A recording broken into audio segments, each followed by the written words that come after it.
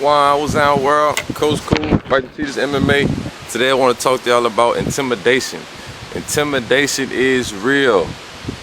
I will repeat, intimidation is real. For example, let's say you come to the weigh-ins, it's your first MMA fight.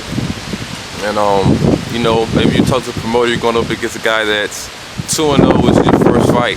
And you come to weigh-ins and you see the guy and he's all ripped up. He has an 8-pack, huge pecs, big bicep, triceps, shoulders. I'm talking about he's just cut up like he just did 8 years.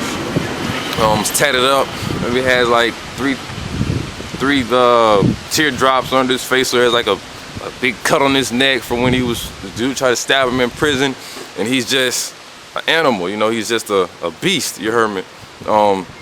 And now you're thinking, oh man, I don't know if I trained hard enough. Oh man, this guy looks like he's a killer, man. I don't know if I really want to get into there with this guy. Intimidation is real. It can affect you if you let it. It can destroy you before you even step into the cage if you allow it. So this is why I'm a very stickler on being totally prepared for your opponents, mentally, physically, and emotionally. These are things that you have to be aware of and you have to work on. Tattoos, what my coach called them, war paint. You heard me. I got a few tattoos myself, but if you don't let all the inks and the colors and the designs, creep into your head, you heard me. It's war paint. That's what all it is. The Indians used to do the same thing before they get into battle. They would get berries and different dyes and stuff like this, and they, paint on their eyes or all over their face, on their body, to help intimidate the other tribes. Like I say, intimidation is real. On the other hand, let's say, like the example I gave before, you got the guy he did 8 years, all ripped up.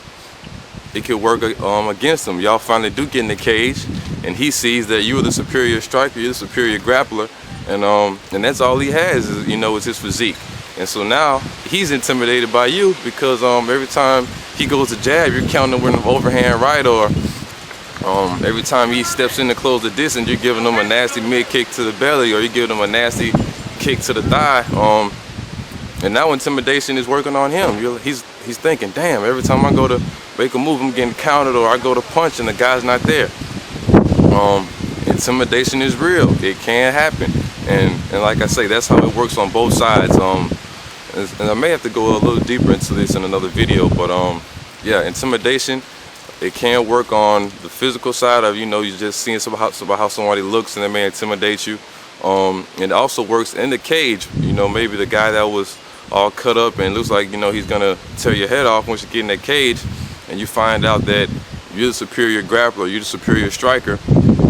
Now the invitation is flipped. It's working the other way. He's intimidated by the strength of your jabs or your hooks, or he's intimidated by your takedowns. Maybe every time you hit a high crotch on him, you lift him high as you can, slam him down on his back.